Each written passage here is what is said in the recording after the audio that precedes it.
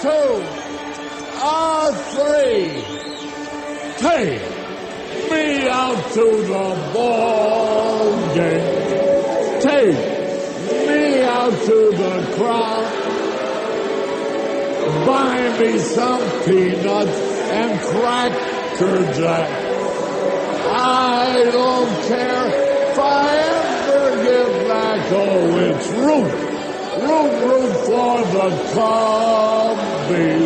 If they don't win, it's a shame. For it's 1,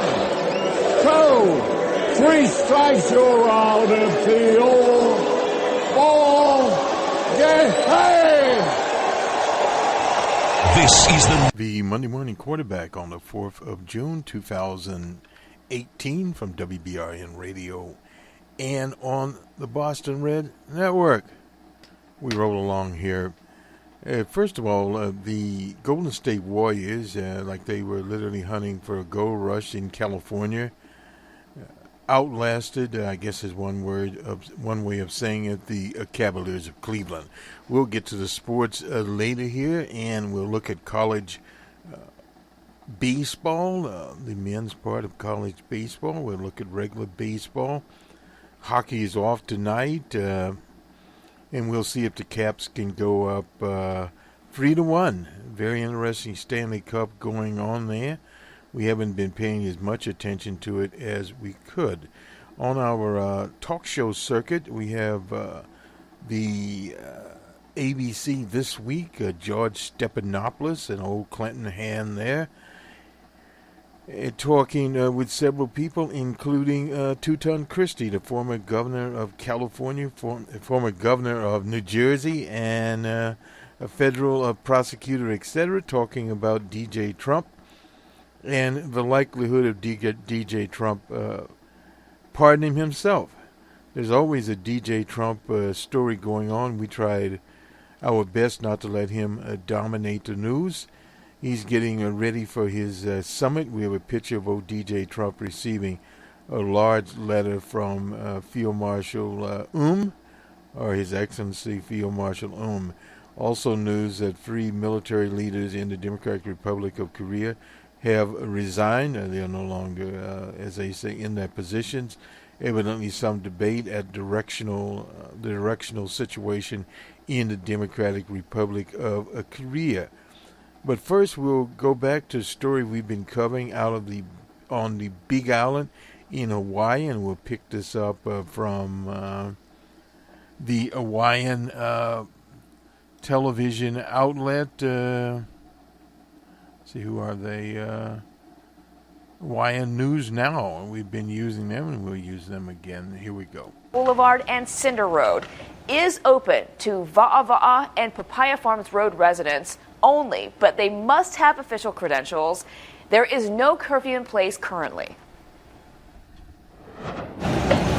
Earlier today, around 9:30 this morning, the closely monitored flow crossed Highway 137 south of Four Corners, with lava encountering something new, fresh water. It hit Green Lake. After 1:30, the steam plume was no longer observed. We don't yet know the condition of the Green Lake area. Meanwhile, at the summit, activity today has been slowing, but there was an explosion yesterday afternoon. The summit vent is gradually clogged by material from collapses, and eventually the explosive power may not be enough to blast through that and the eruption may end. It's also true that there is more material in there, there's more potentially debris to be launched, and it's possible that pressure could build a little bit larger. Today, work continued on Chain of Craters Road, which will be used as an evacuation route only. It's going to be ready for use as an evacuation route. This is not going to be a publicly open road. This is a one-way evacuation route out of Kalapana. The dramatic images have been broadcast around the world, and it's having a huge effect on tourism. It was kind of a shocker for us because this is really a normal occurrence. Russ Birch is with the Island of Hawaii Visitors Bureau. He says the eruption impacts less than 1% of the island, but still, hotel bookings are down 50%, even in Kona. To add to the problem, cruise ships are still canceling port calls. That's actually the largest impact that we've had specifically to the island is the immediate lack of port calls both in Hilo and in Kona.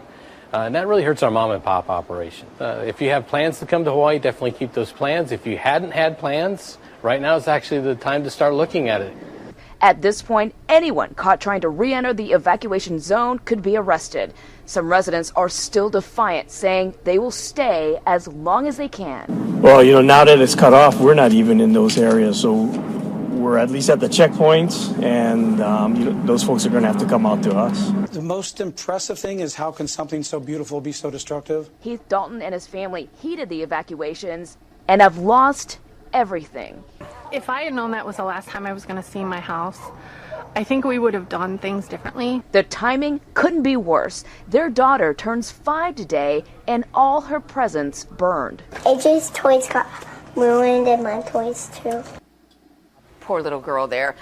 In the meantime, several groups of people were cited last night for disobeying evacuation orders in Lower Puna. An entrance placard was confiscated from Joseph Tomaselli after he and a man from California were spotted on a road leading to Lava Tree State Park. That placard is used by residents for access to gather their personal belongings. 2 men from Maui in the same area were also cited for loitering in a disaster area. A visitor from Germany and one from New York were also ticketed nearby, and a tourist from Hong Kong was cited and had his camera confiscated after he was found inside Kapoho Beach lots, which is under a mandatory evacuation at this time. Now, there is a meeting for residents who are affected by the lava flow and have questions about their homeowner's insurance. This Thursday, on June 7th, officials will hold a Puna Insurance Claims Forum. Experts will answer questions about filing disaster claims and advising residents on how they can receive assistance. That meeting will be held at the Hawaiian Shores Community Association building. All right, time for weather now. Even with those trade winds, fog still expected to blanket parts of Hawaii Island. Ben has the details in our first. That was KWXX out of Hawaii and the latest news. We'll continue covering these events out of Hawaii as we move along here with our coverage from the Big Island. Now, this is not Honolulu. This is the Big Island of Hawaii. We'll continue with the coverage. Now let's move back.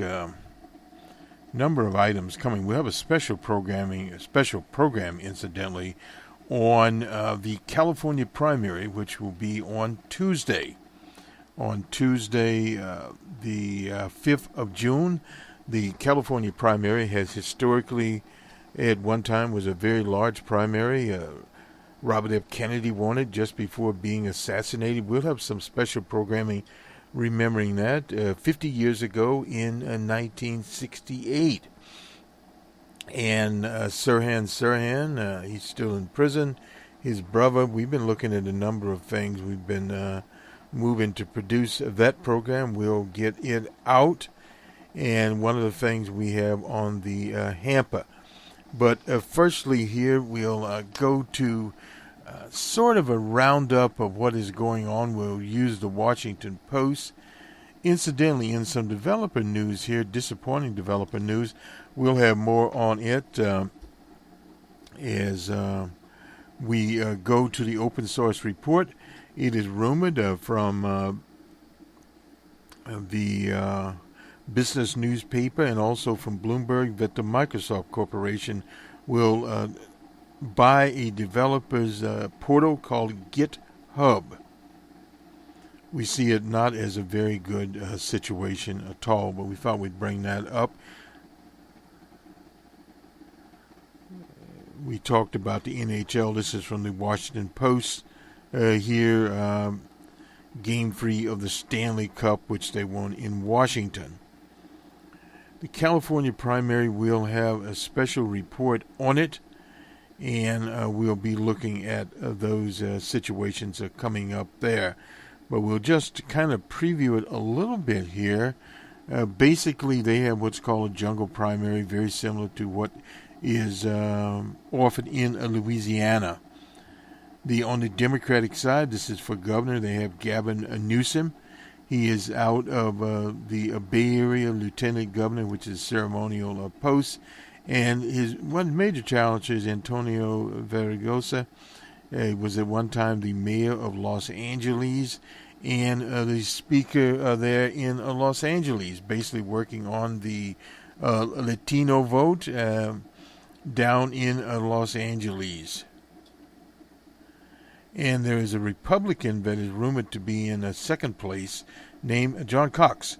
Cox had been out of Illinois, and he'd been activist there. He's from San Diego, and he is endorsed by DJ Trump. Now, understanding the Republican Party is pretty much decimated in California. Newsom is 50 years old. Of course, Jerry Brown is 80 years old, and he'll be leaving office, period. In January, so whomever, they'll have this is the primary. They'll go, the two top out of the jungle primary go into the November election. And we're having the same problems in some of these legislative districts that are happening, which is an interesting situation here. Just one note. Newsom is a moderate. When he was mayor of San Francisco. And at the same time, there's a group of Republican types, Reed Hastings, Eli Boyd.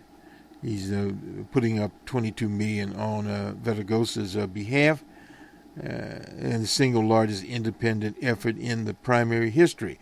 Yet Vergosa has only dropped further in the polls, and we do have some polling here. We'll bring that on our special the California election, where we'll look at all of these. Cox is 62. He's a conservative. He dropped out of the 2004 race for U.S. Senate. That was in Illinois, where he debated the eventual winner, Barack Obama. He ran for president in 2008, again, lost again. He was a perennial candidate in Illinois. I suppose he moved to California to get better fortunes. He's been behind all sorts of schemes.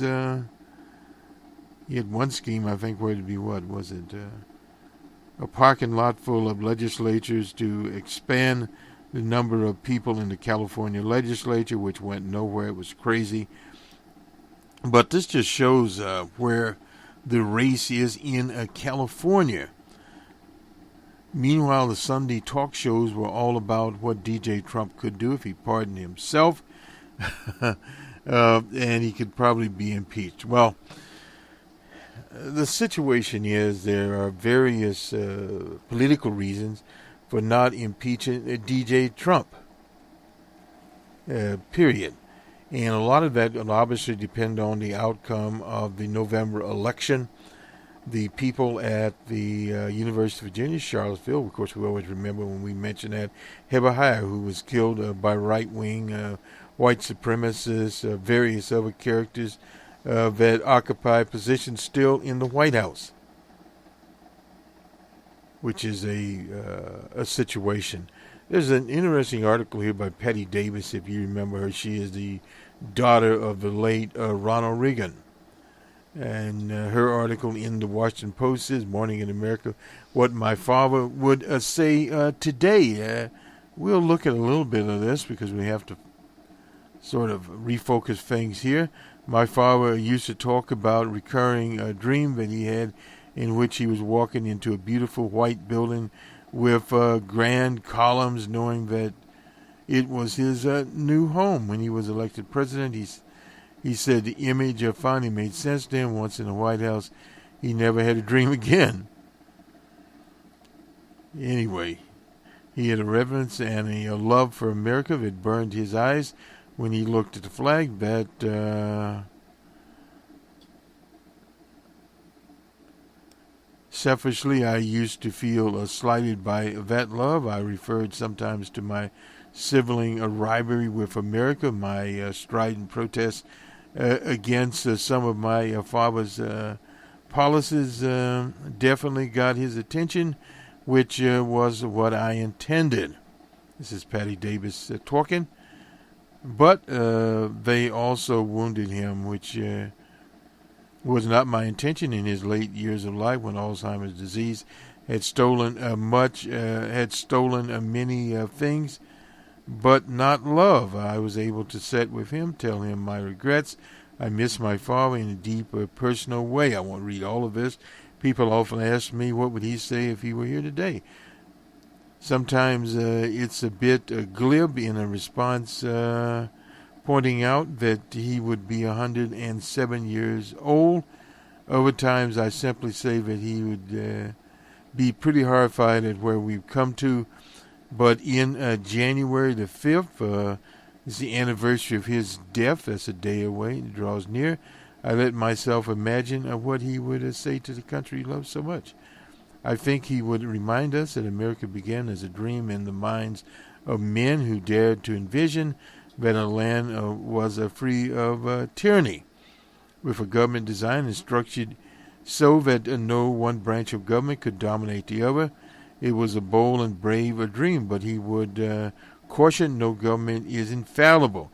Our democracy, because it is founded on the authority of we the people, puts the burden of vigilance on all American citizens. Countries can be split from within, he said, but it is a sinister form of destruction that can happen gradually if people don't realize that our Constitution will protect us only if the principles of that document are adhered to and defended. He would be appalled and heartbroken at Congress's refusal to stand up to a president who not only seems ignorant of the Constitution, but also attempts at every turn to dismantle and mock our system of checks and balances. He would plead with Americans to recognize this caustic, destructive language enunciating from our current president is the dream that America once was. And in time of increased tension in the world, playing verbal Russian roulette is not a leadership, it is madness. He would point to one pillar of our freedom, a free press, which sets us apart from dictatorships and countries ruled by despots. He didn't always like the press, no president does, but the idea of relentless attacking the media as the enemy, Lupenpresse, that was Hitler's term, would never have occurred to him. If someone else had done so, he wouldn't have tolerated it. He would ask us to think about the Statue of Liberty, the light she holds for immigrants coming to America for a better life. Immigrants are like his ancestors who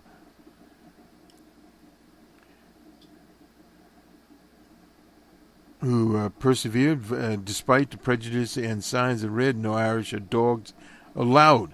This is the difference between immigration laws and the cruelty. He believed in law. He hated cruelty. Despite my father's innate humanity, he would ask the people of this country to reflect on his own words from his famous speech, A Time for Choosing, delivered in 1964. You and I have a rendezvous, with destiny. We preserve for our children this and the last best hope of man on earth, or we sentence him to take the last step into 1,000 years of darkness. That is Patty Davis. She is the daughter of the late Ronald Reagan. That's sort of a development of where the Republican Party has went to. From when Reagan was there, the city on the hill, well, there's not much light shining there now. We thought we would put that out there. And this is by E.J. Dion. See what we won't have time this, but for all of it, I should say. If President Trump survives tactics depending upon dividing the country into warring camps, does this mean his opponents have an interest in bringing the country together and around shared purposes? The answer is yes. Then those that are choosing to replace Trumpism with something better have to discover ways of engaging with voters whose choices in the last election differ from their own. On a Friday Java, we talked about this and what the situation is, and we'll continue to talk about it. Miss Muse's study, MUTZ, and what happened there with the Republicans that voted for DJ Trump, and that was his majority. And also, we looked at another story he had here, and I'll have to get it back out, but this was one of the old rouges mobilizing African-American Republicans. They had this fellow that was, first of all, an African-American for Bernie, and then he switched to an urban Americans or whatever, not sure of the title right now,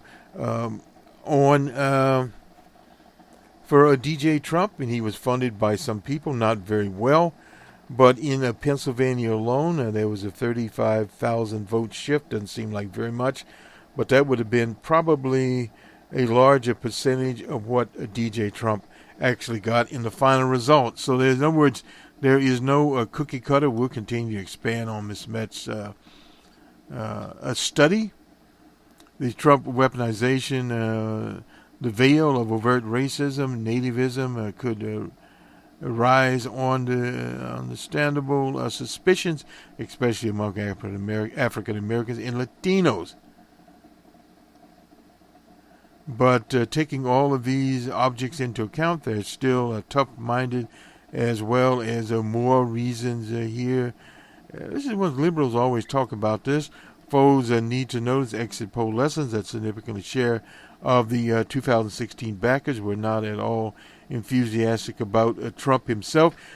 And that is part of her study, that roughly about 90% of the people we used to call a straight ticket that voted Republican or voted Democrat did so. But what is not there, it was down. For example, a margin of 69 to 28, according to the Times Survey Monkey poll. NBC used to have that. It's moved around a bit. Anyway, amongst anti-Republican tax Republicans, 53% agree. This is with teachers' salaries, such as what happened in deep red state of Oklahoma and also in Kentucky.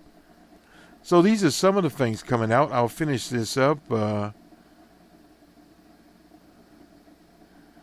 Kathleen Quinvani, I suppose, a Boston College theologian and law professor, argued recently in Commonwealth magazine that we improve our chances of arriving at common ground if we don't always assume that the very worst about those who disagree with us. Well, in a polarized situation, that happens more than not. Creating majorities requires winning new allies by respecting those minds we seek to change. There's no doubt DJ has a point there, and points are well taken. But we have from he, and we have also from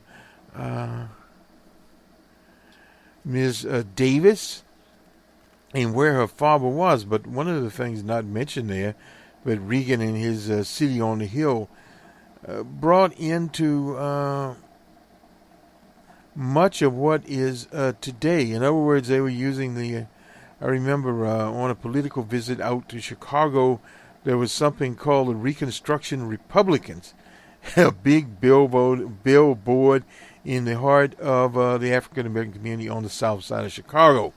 And thus, this was the same thing happening with this man that was actually from Philadelphia, but he took his show on the road, had a lot of little minivans, we'll call them, took it to Texas and various other places. There was an instance there where an elderly African American chased him with a cane. So, I mean, these situations are nothing new. It's an old playbook. And this is what we want people to look back, if anything, from history, not necessarily how these elections turned out. We look at that a lot from the crystal ball. But how some of the tactics that are used are some of the same.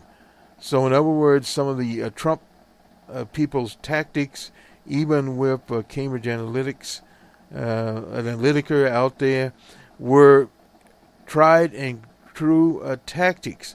But there were other things going on here. You have to look at the other side of the equation. Hillary the Monster Clinton, a person not well-liked by the African-American community. And also the massive amount of voter suppression going on.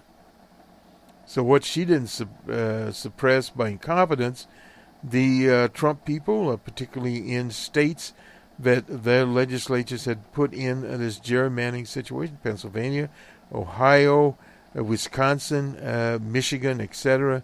They're on the Gateway Snyder and on the Boss Walker in Wisconsin. So when you look at the small amount of people that were able to carry Trump across the finish line, so to speak, they were not as many as you would think. There's a lot of distorted information out there. It's not fake news, it's just distortions. Now, fake news is out there also. But when you recognize, quote-unquote, alternative facts as real, you get into a very, very slippy slope, and that's what is going on now.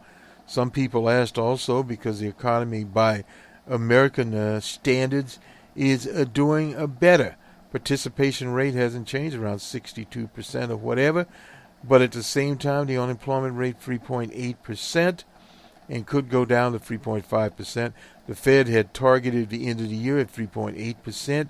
It will do better than that, but has it moved the reserve army and the unemployed? The answer is no there. You have mixed signals. You have these big box stores like Toys R Us, 30,000 people made redundant or bit to dust there, and Sears is closing holding, Sears stores, Kmart stores, etc., and hundreds of people are displaced there. And now you have more turmoil in the developers area. Microsoft takes over GitHub. These continual corporate consolidations. Now, some mean redundancies. That particular situation will not. But at the same time, you have these situations that we really don't want to have. Incidentally, from the Big Island, 3 people were trapped. They were airlifted out. And let me just look at our time here, because we have quite a bit from our canned, we're about right on that. That's from ABC and Face the Nation. They are talking about some of the same stuff, a little bit different take on it. You'll hear that in the last part of our presentation. But let's go to sports, and we'll just start out with the proverbial sporting news. The final, Stephen Curry breaks multiple three-point record in Game 2. All about that. Is known as one of the best shooters of his generation. In Game 2, he reminded everyone why. He's 30 years old, hit 9 three-pointers in Game 3. Set a record for the most shots made from beyond the arc in the finals history. He was 9 of 17 from three-point range, and that'll get it up to 8 assists, 7 rebounds. He broke Ray Allen's previous record of 8, which he set in 2010 with the Boston Celtics.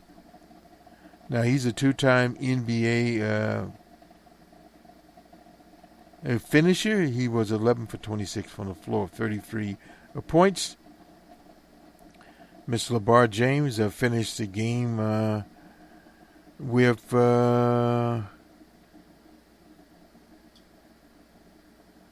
85 three-pointers made in his career. Let me just go back over here. Basically the same thing. That final score was 122 for the Warriors. They take a 2-1 lead. And 103 for the Cavaliers.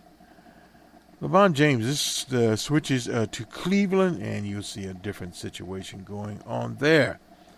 Let me move along here a little bit, and we'll, let's see. We'll go on, this is June the 3rd. This is college baseball. Georgia and Troy State, Georgia 11-7.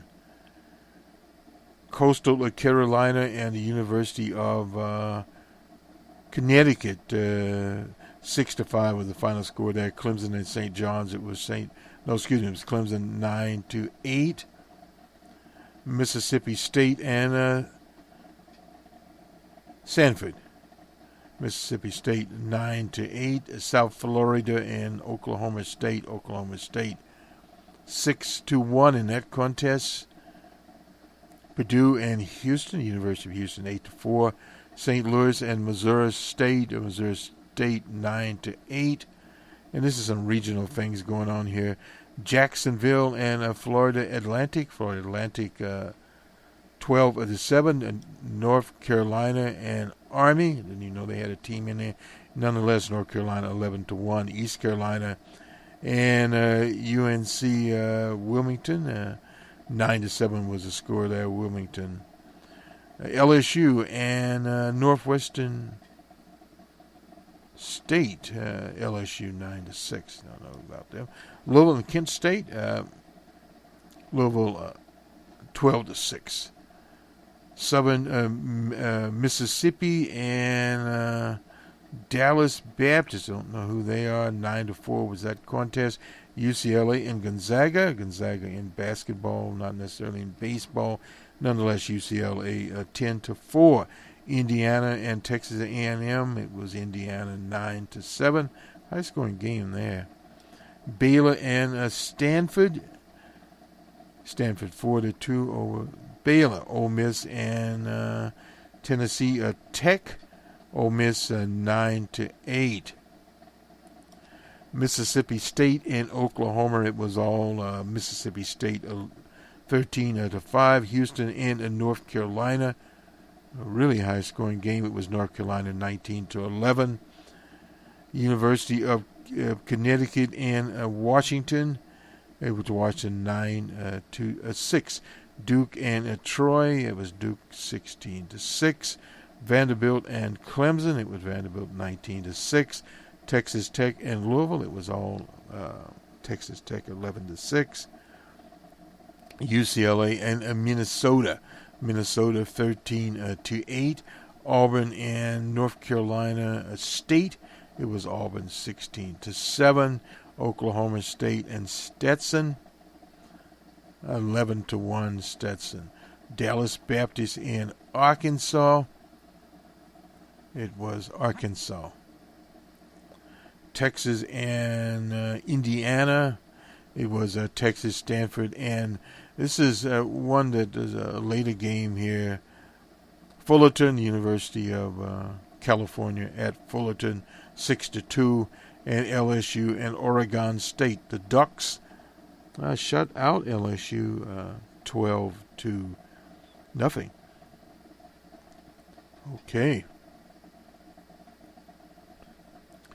To Major League Baseball, and we're happy to get that. This was on Sunday night. Toronto was in the Motor City Blue Jays 8-4. The Cubbies were in New York, shut out the Mets 2-0. Mr. Lester was a winner there. The Nationals and Atlanta 5-2. The Brewers and White Sox on the south side of Chicago. Sox 6-1. Cleveland, I almost said Indiana, and the Twins in Minnesota, Twins 7-5. The Athletics and Royals in Kansas City. It was Athletics 5-1. The Pirates and Cardinals in St. Louis, and the Pirates were shut out 5-0. The old knuckleballer was Michael Watcher. I always usually pronounce his name correctly. Anyway, the Dodgers and Rockies in the Mile High City. High-scoring game. Dodgers 10-7. Dodgers had 11 hits and 2 errors.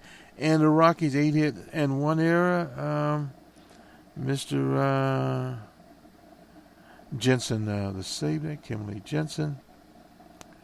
Michael Walker. Okay, get him right. Anyway. The Rangers and Angels in California. Angels 3-1. The Rays and Mariners in Seattle. Mariners 2-1 in that contest. The Marlins and D-backs in Arizona. Diamondbacks are 6-1. The Reds and Padres down in San Diego, 6-3 was the score. Padres.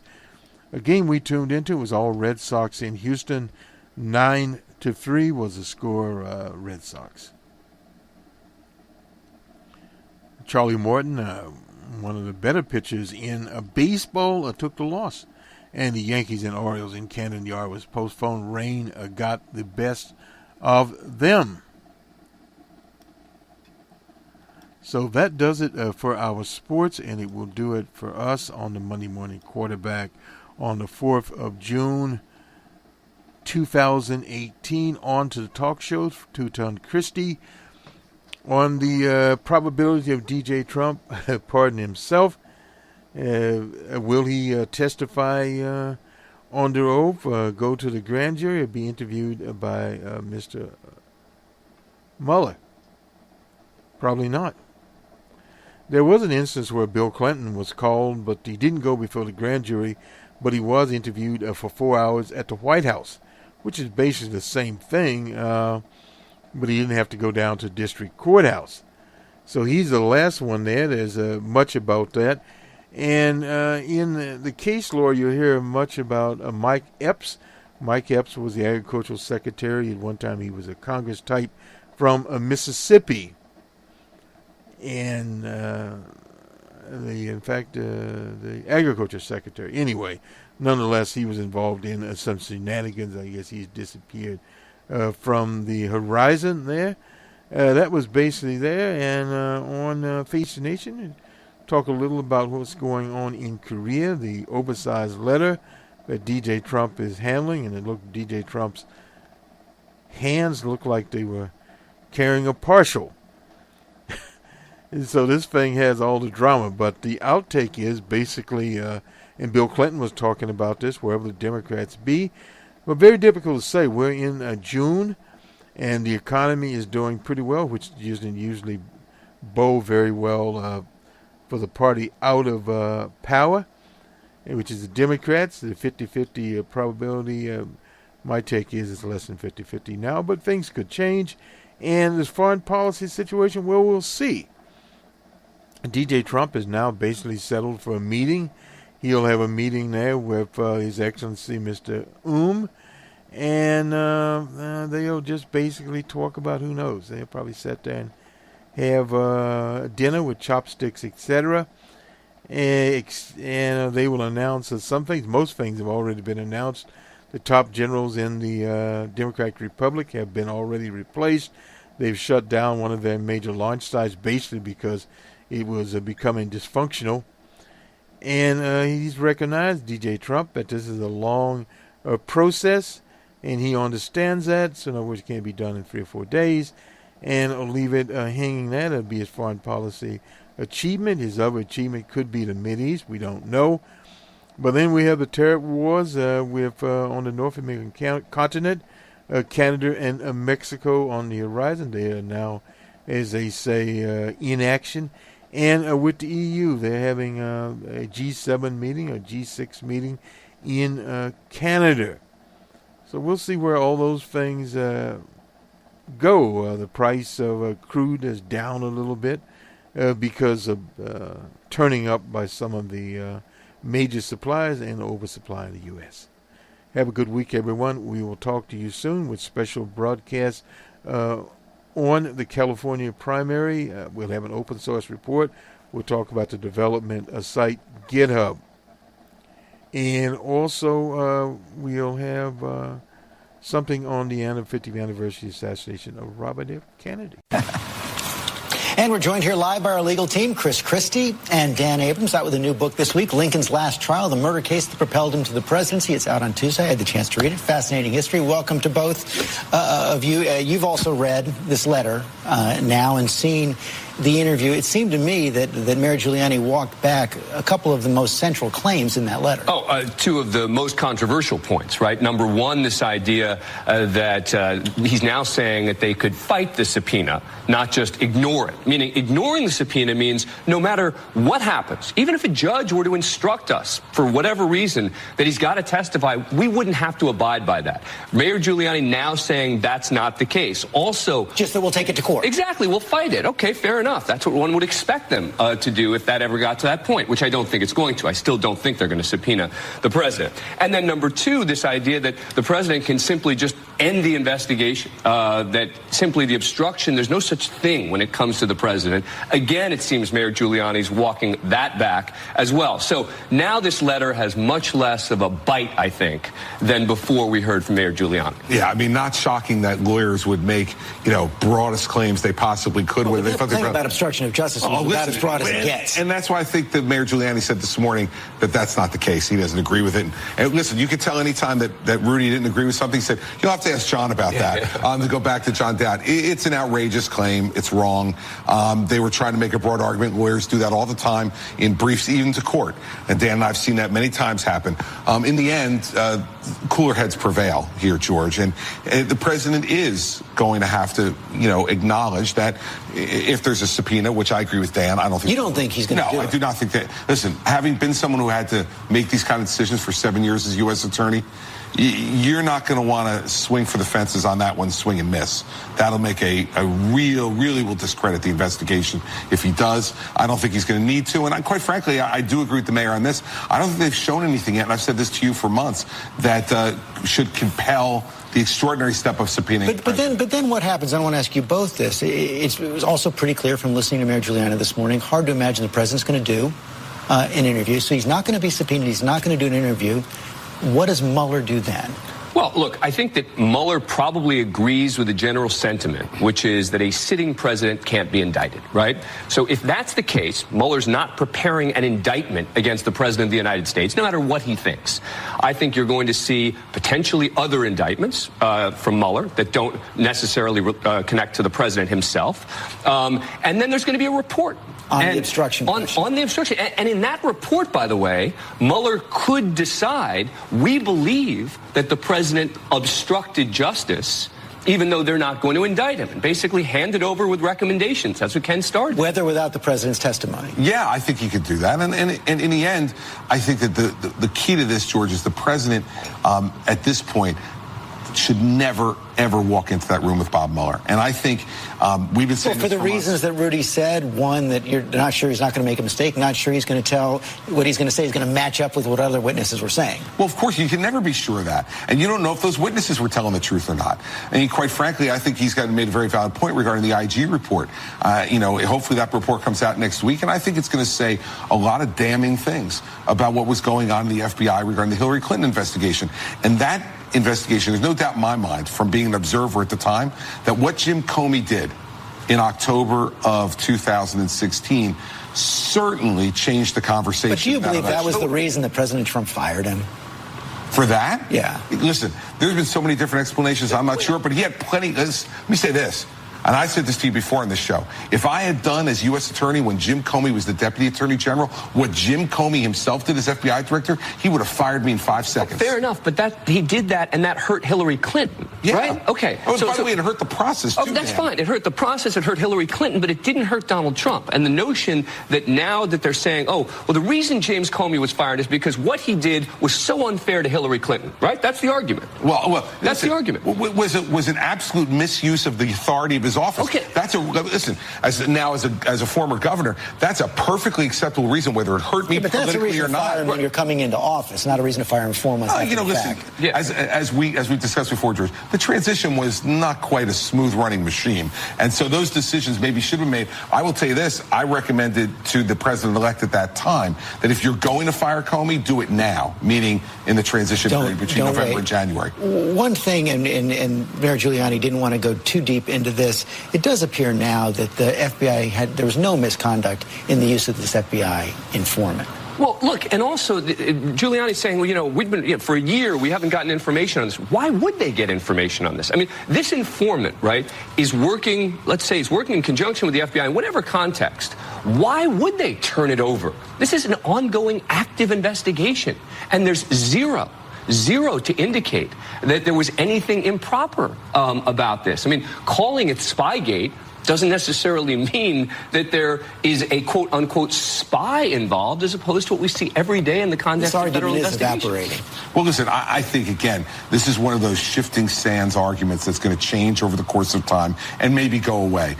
Unless you see misconduct by the FBI, which we have no evidence of yet in any way, I will tell you as a prosecutor, I wouldn't have turned it over, that information, to the other side. To the president. No, I wouldn't have. I mean, you know, the thing I said that I always loved the most about being U.S. attorney was only I knew what I knew.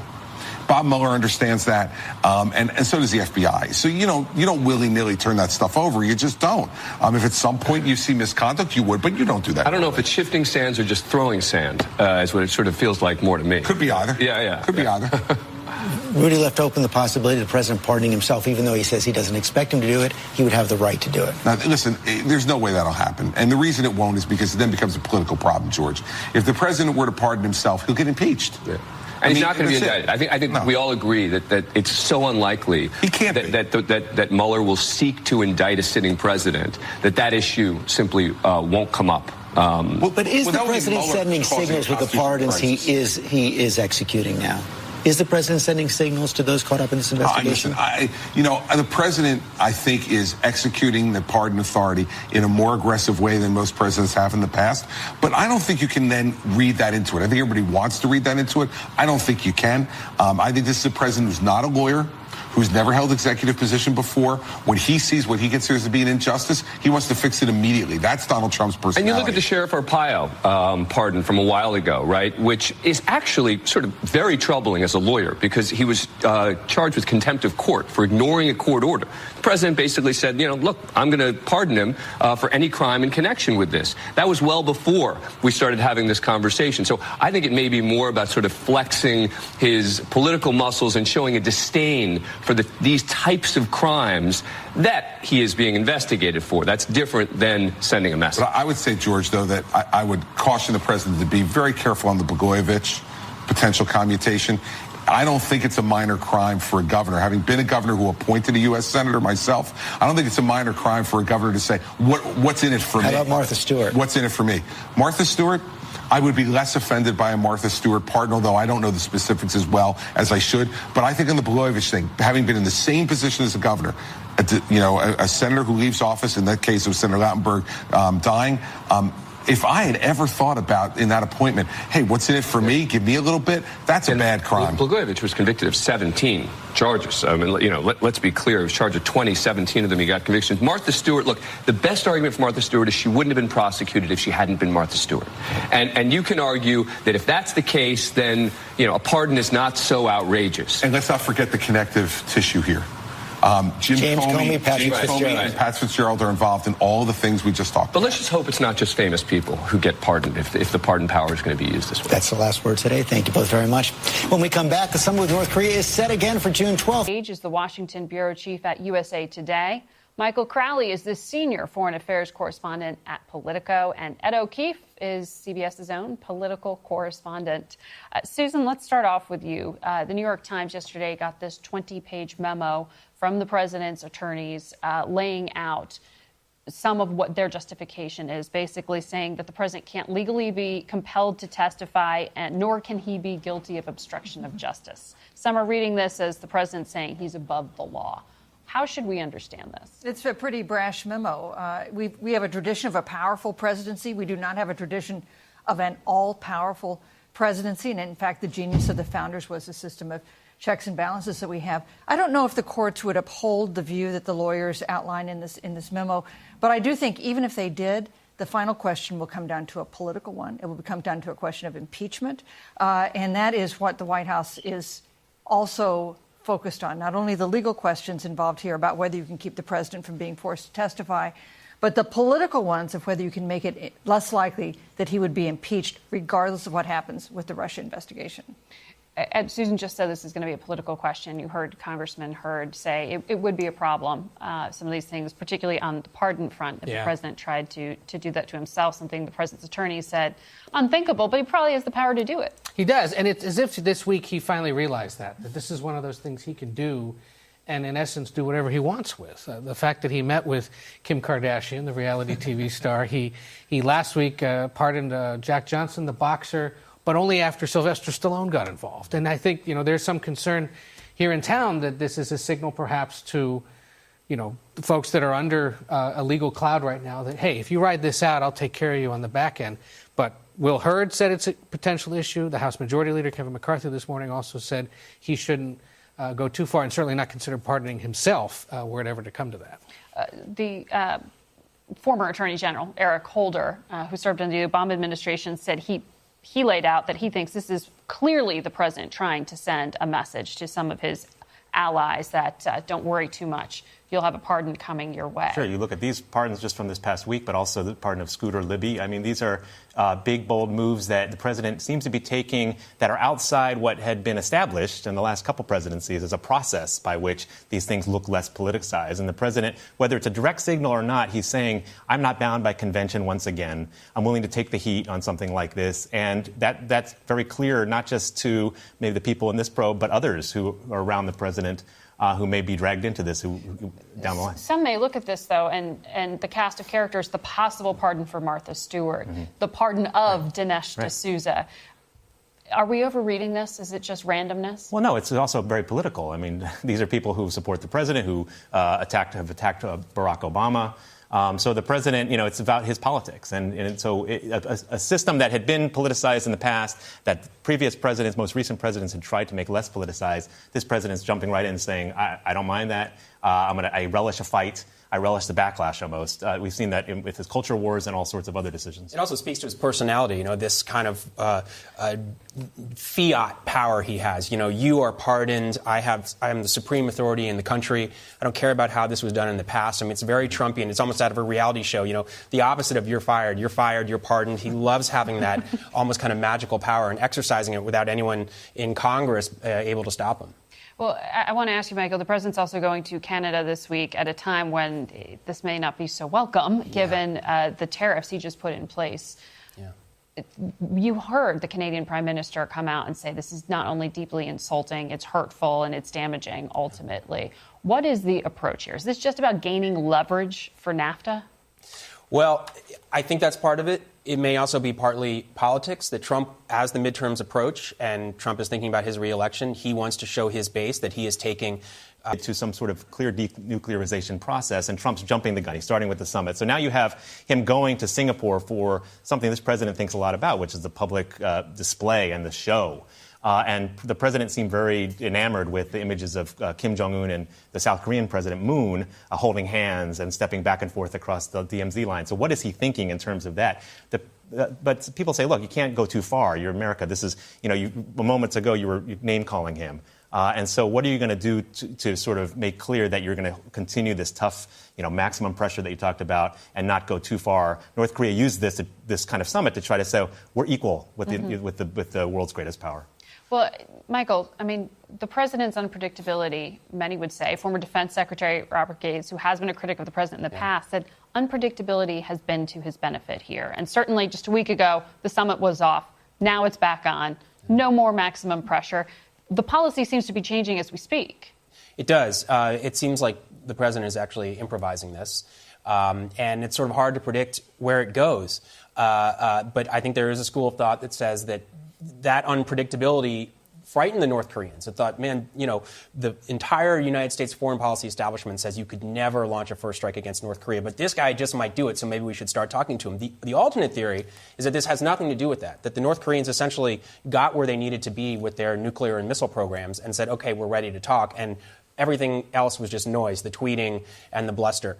On the one hand, what I think we saw from Trump, and David Storage was so good, talked about the photograph with Trump in the Oval Office with this North Korean envoy beaming as he got this enormous letter from North Korean leader, seemed very pleased by the size of the envelope. There is a sort of eagerness and enthusiasm that makes a lot of people nervous, that he wants this deal too badly. He wants to be seen as a peacemaker to shut up all these Democrats who have been saying he's going to start a nuclear war and end life on the earth as we know it. On the other hand, there was a note of realism, I thought, in his rhetoric where he said, look, we're probably not going to settle, not going to sell everything in one summit, and this may be the beginning of a process. It could take a long time, a process. Now, that means something in diplomatic terms. That means I'm buying myself some wiggle room. Right, and so a lot of people would say, well, duh, we've been saying this all along, but it does show that maybe some reality is creeping into his, what seemed like earlier belief that maybe you could snap your fingers and solve this problem. It's going to take years. Ed, one of the problems the president continues to talk about, from his perception it's a problem, is immigration. Yeah. But yet you're seeing Republicans not want to move forward with a vote on this, at least Republican leadership. Right. As you heard Congressman Hurd say, he thinks they can force a vote. Yeah. So there's this procedural move in the House called a discharge petition that would essentially force the hand of Paul Ryan and compel them to hold votes on competing immigration proposals. Interesting that Hurd told you earlier that he thinks that will happen. The earliest it could happen, I believe, is June 25th. Our polling shows, that the Battleground polling out this morning, that immigration actually remains a top-of-mind concern. 51% of people want to hear a lot about it. It places it, I think, fourth among the issues. The problem is Democrats and Republicans want to hear different things about it. Mm-hmm. Democrats want to find a way to allow those dreamers to stay in the country legally, allow them to continue to contribute to society. Republicans are concerned that they're adversely affecting their communities, and they want to see tougher border security put in place, employment verification, and things like that. And I think it's just striking. Anthony mentioned it earlier. Nearly two-thirds of Republicans tell us that that with new immigrants coming into their communities, they believe it's adversely affecting them. That is why Ryan doesn't want this to happen. Because even if it passes the House with mostly Democratic votes, the president doesn't want it, the Senate doesn't want it, so you're creating a two-pronged problem. Conservatives will be upset that you allowed it at all and didn't do what they wanted, and then these moderate Republicans who are in the swing districts where they're going to lose this year are going to have to go home empty-handed and potentially lose their races. It's a huge headache for them, one they'd like to sort out, but they're not going to be able to, most likely, if recent history is any guide. I want to get to, I guess, for lack of a better term, a cultural moment this week, and one that the president had some thoughts on. The comedian Roseanne had some racist statements she made. Her employer at ABC fired her from the program she had that was very successful. Then you had another TV network issuing statements about a comedian who works there who had some four-letter words to refer to the first daughter. I mean, it seems like the rhetoric can't get any worse, David. But why is the president talking about it? Why does this matter? Well, the president has shown that he does not shy away from these cultural fights. I mean, we also had the NFL change the rules on national anthems, something the president took credit for. I mean, so you had just a few weeks ago, we were here talking about the White House Correspondents' Dinner and the White House taking umbrage to all the offense. But when it came down to Roseanne's comments, did they jump in and say anything? No, they used that to say, hey, the president deserves an apology for all these other things that were said by liberals and liberal comedians. So, I think that this is a sense that it's not just Trump, but obviously our culture and social media, people saying their inside thoughts out loud. I mean, these things are happening almost on a weekly basis, these big flare-ups, and I think this is a president who somewhat, obviously pushes those buttons and enjoys talking about it. What has struck me about this, though, is the increasing willingness and expectation that corporate America will step up on these cultural issues. That if ABC has a star who says these offensive things, they are expected to take action. Or if TBS does, or if Starbucks has a controversy that involves racial profiling at one of their stores, that they are expected to do something about that. I wonder if it's even because of feeling that Washington is no longer able to respond in real time to some of these cultural issues, that we now expect corporate America to do that. Well, or it's fundamentally not so much a political issue; it's always a business decision. Let me just ask you, Susan, on that. We were talking about the blue wave not being a tsunami. I know you had a conversation recently with former President Clinton. I interviewed President Clinton and James Patterson. They have a thriller that comes out today, as a matter of fact. And I asked President Clinton if he thought there was a blue wave coming. He has some experience with waves since he lost control of the House and Senate in his first midterm election in 1994. He said a blue wave had been building, but he wasn't sure that it still was, that there were too many intervening narratives. And I think that includes this good economy and the prospect of what will look like a successful summit with North Korea, imperiling Democrats' expectation, the conventional wisdom that Democrats are going to win the House in November. And that's what's so interesting to hear John Boehner also say there's no Republican Party. You've got that identity crisis on the Democratic side and the Republican side playing out here. Thank you for all of your insights. And we